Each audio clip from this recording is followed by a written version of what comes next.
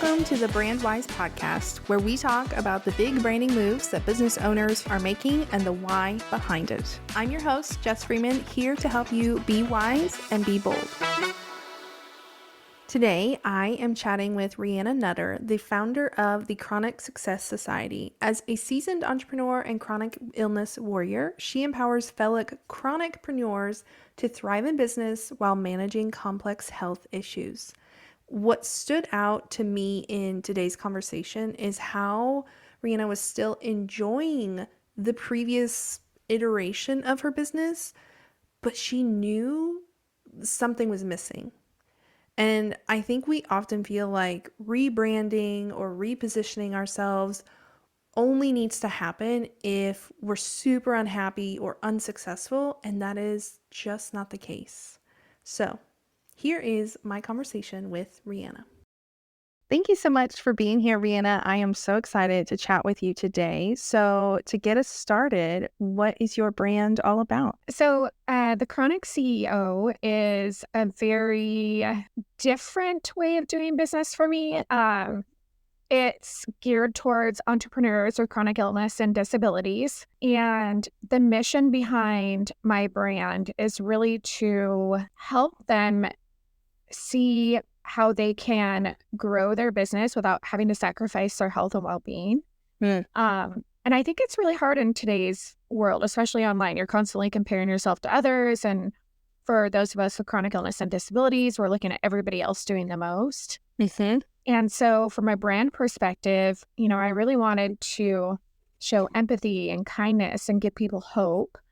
And, just give them a safe space to be able to grow their business and achieve their dreams. I love that because, it is very easy to compare ourselves.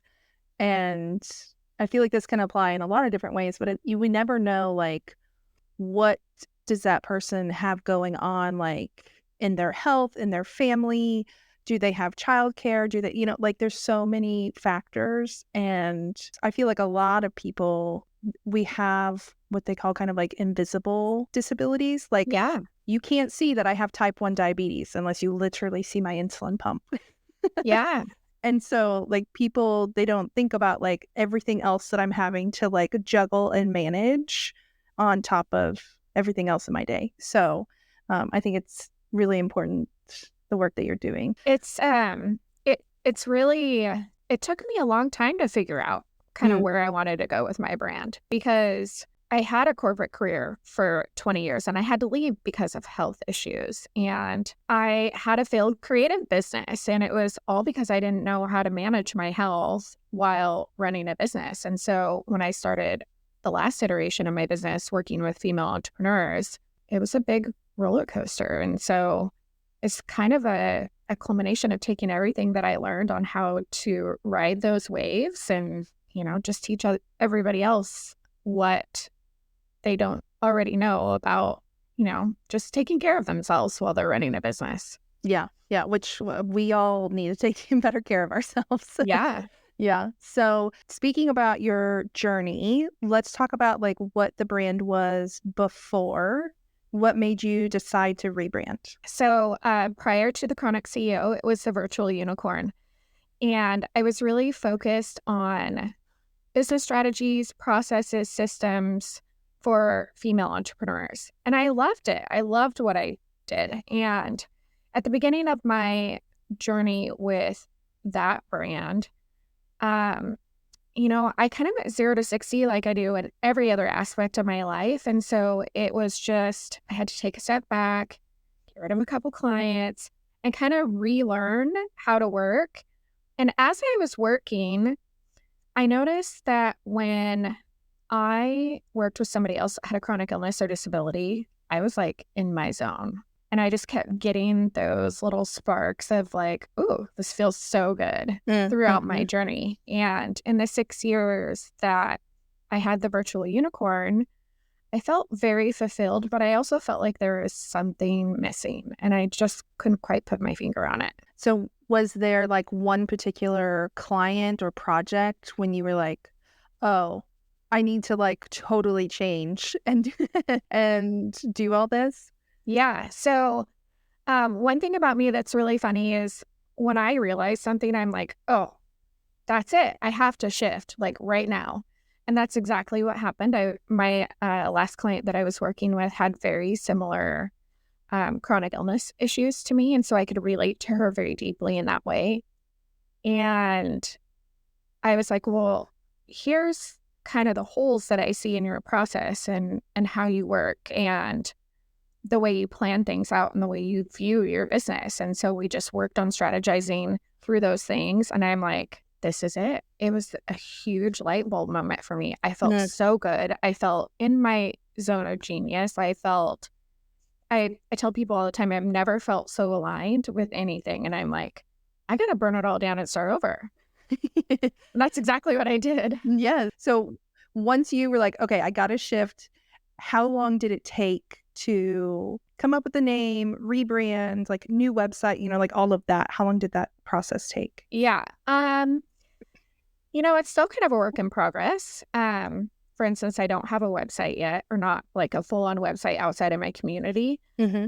but I had my mission and my values and the name and the visual branding aspect all figured out within the first month. And I had kind of been phasing with the virtual unicorn, I'd kind of been phasing clients out because I knew that I wanted to go in a different direction with being more of a strategy consultant versus I was kind of in a mix of like in the weeds and also strategizing and managing and, like online business manager Mm-hmm. type stuff. And so I was already starting to phase clients out. And so that was really the last project client that I had at the time. And I'm like, we got to do this. And I didn't know what direction I really wanted my service offerings to go, but I knew that I didn't want to make the main focus of my business as one-on-one work with clients. And so I was like, I need to figure out some sort of membership platform. And then the more I started thinking about it, I'm like, oh, we need a community, like a free community where people can feel safe sharing their experiences and, have people to hold hands with through their journey and learn and grow. So the ideation process went really fast for that. And then I started building out the platform. But one thing I've learned through my previous iteration of my business is I can't, as much as I want to just do all the things and have it ready to go right now, like I know that's not feasible for me. Mm-hmm. I burn out so quickly and my health will be like, like you're doing too much. And so I knew that I had to create a launch plan for the Chronic Success Society that was going to be over a period of at least 90 days. Mm. And I knew that a website could come later. That wasn't really a main priority for me. And so I just really sat down and focused on what are the most important things and what do I need to do bare minimum right now to just get this brand out there and start communicating to people on what I'm building. Yeah. So long story short, it's still, a year later, a work in progress, and I'm still working on some things, but I love that I'm able to show people that I work with that you don't have to just dive in and do all the things at once and then, get yourself into a state of constant flare-ups all the time. Yeah. And I love, love, love that you said this is still a work in progress because as I have said many times on this podcast already, every like rebranding and redoing things in your business looks different for everyone. Like whether that's how much changes or how fast or slow or like it can look different. And so I love that you were like, I'm going to make this change even if not every single piece is done because one, we don't need to wait until all the boxes are checked. Yeah. Progress over perfection. Yes. And prioritizing your health for yourself, like that's also the most important piece. And so I really love that like you made this one, like it feels so aligned, Yeah. but also like made it work for you and so that you can still succeed and not get burnout, like you said, like because that would defeat the whole purpose Yeah, of setting it exactly. up. And it's really important for me to walk the walk. And I'm not the best at taking my own advice all the time. And, so just being able to show people that you don't have to have it all together right now to do the thing. Mm-hmm. is just super important to me, because that's part of being able to slow down and take care of yourself, is realizing, yes, I have 900 things to do, but I can do 2 at a time and still get all of the 900 things done eventually. My Mm-hmm. journey is my journey, and it can look exactly how I need it to look. And, my definition of success is different than your definition of success or anybody else's. And so just, reminding myself alongside reminding my clients that success is what you make it. And, Mm-hmm. you know, you don't have to kill yourself in the Right. process.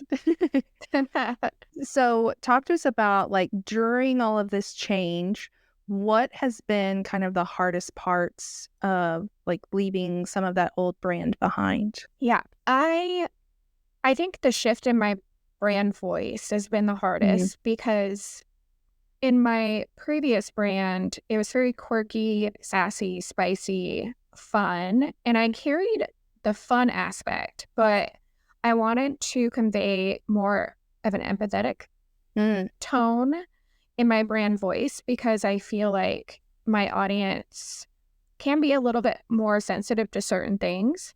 And I know for myself and my own experience, I can also be, more sensitive to certain things, because you're talking about something that is really hard for people to deal with when you're mixing chronic illness and with your messaging. And so I think sometimes I miss the spicier version of me, but I'm also learning to really lean into the softer side of myself. Mm. And I feel like that really comes through in my branding, and I'm a lot more unbothered these days, which is funny to me, because, I've always been a 0 to 60 kind of person, and I'm just kind of like go with the flow, chill, and I feel like it's so much better for my overall health and well-being. But Mm-hmm. I do get spicy every once in a while, just because I'm like, oh, a girl Can't needs resist. to Yeah. go off. But sometimes we all need to. Yeah. Yeah. Has there been any hiccups or, like, mistakes that you've made along the way? Yeah. As far as hiccups, one thing that I've always been really terrible about is from a visual aspect, not comparing what I have created visually with somebody else. And so Mm. I'm constantly like, do I need to change my fonts? How's my typography? And so that's something that I'm constantly muddling through. And then from a build out aspect, I wanted the platform that I created my community on to be something that is constantly working on accessibility for people that are disabled. Mm-hmm. And the first platform that I built on, it was great in many aspects, but I feel like it wasn't as aligned. And the universe had a way of telling me, because they couldn't connect my Stripe to that particular Oh. platform correctly. And so I already had built everything, and that was like the last piece. So I had to start all over on a completely new platform, built the whole thing out again. And then my free trial ended and everything went away. And I'm like, wait a second, I have to build this a third time? My 90-day launch period went to like 6 months. Oh my gosh. Because I'm like, well, I can't just push myself, all over again and go against my plan. So now I have to start all over and take all that time again to rebuild all of this. And it's just like, oh, tech. Yikes. Yeah. Tech usually is a common hiccup in the rebrand process. Yeah. It's always something. And there's so many things to think about when you rebrand. A lot Mm-hmm. of people think that a brand is just a visual, how you speak, how you show up in your with your logo and your colors and Mm-hmm. your fonts, but it's so much more than that. Yep. And there's all these little bits and pieces that encompass your brand as a whole that a lot of people don't think about. And so when you're Mm-hmm. going through a rebrand, it's like, it's a lot. It's so Mm-hmm. much. And so I just would have a plan, and I'll tick the things off as I go through. And if I don't get them all done right away, it's like nobody's going to die. Right. Yeah. That's the most important thing to remember. I feel like sometimes we give ourselves, like, these deadlines and these big goals and, like, all this pressure that we're putting on ourselves, that, like, Yeah. yes, obviously we need to, like, we're running a business and we have clients, like, but Yeah. sometimes there's, like, undue pressure that's like, why am I doing this to myself. A lot. We do it a lot. Yeah. Yeah. Who are we running for? Like, we don't have Yes. a boss telling us that we have these deadlines. Like, we're doing it to ourselves. So how has the rebrand impacted your business? Oh, it has brought me the most incredible people and clients. And I'm just blown away every single day by what people are capable of with the right systems and strategies. And it's just like, oh my gosh, personally, I'm so much happier. I'm way more zen, and I just really feel in my zone. And professionally, I couldn't ask for more. It's just been so fulfilling and fun. And it's allowed me to dive into new things that I never would have imagined, learning about and helping people with. And it's just a much more diverse world than I feel like I was kind of in a bubble before. Yeah. And I didn't really want to recognize my chronic illness and my disabilities as something that impacted my business. Yeah. Even though it did. Right. And what I really love is that, like you mentioned earlier, you were still fulfilled in your old business, but you were feeling like something is missing. And I think it's easy for us as business owners. Like, it's one thing if, I feel miserable. I do not enjoy the work I'm doing. Yeah. Like, the clients are not it, like, it's easy to recognize that and be like, okay, I have to make a change. And I feel like it's more difficult when you're like, no, I think things are good. I just feel like something is missing. And then being able to take that step, because like once you've built something, you have the clients, you have the marketing, the content, like, and you're like you said, like, oh, I'm going to burn it all down. And sometimes not sometimes, it usually feels very, very scary to just be like, yeah, I'm just going to burn this all down and do something. But like you said, you're more fulfilled, you're happier, and way more in alignment with the work that you're doing now, which is awesome.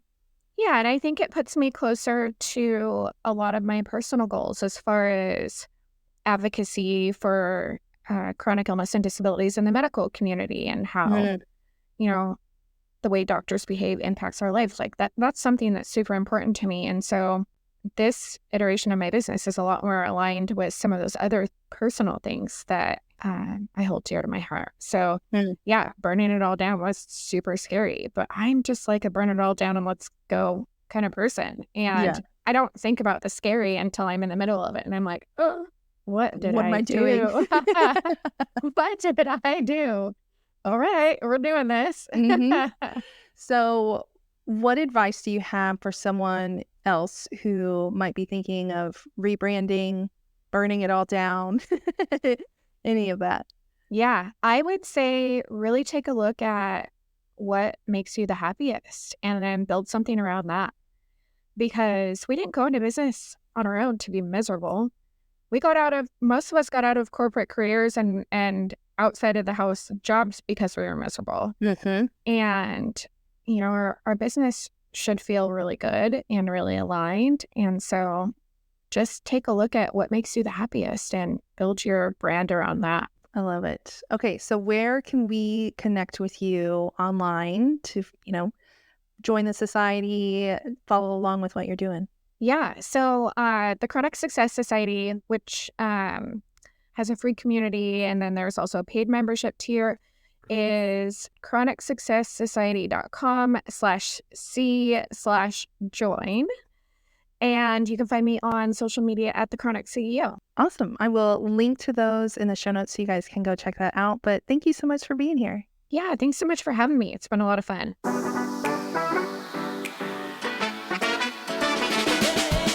If today's branding story inspired you and you're ready to start your own rebrand adventure, head over to justcreatives.com/rebrand to explore how we can work together on your brand.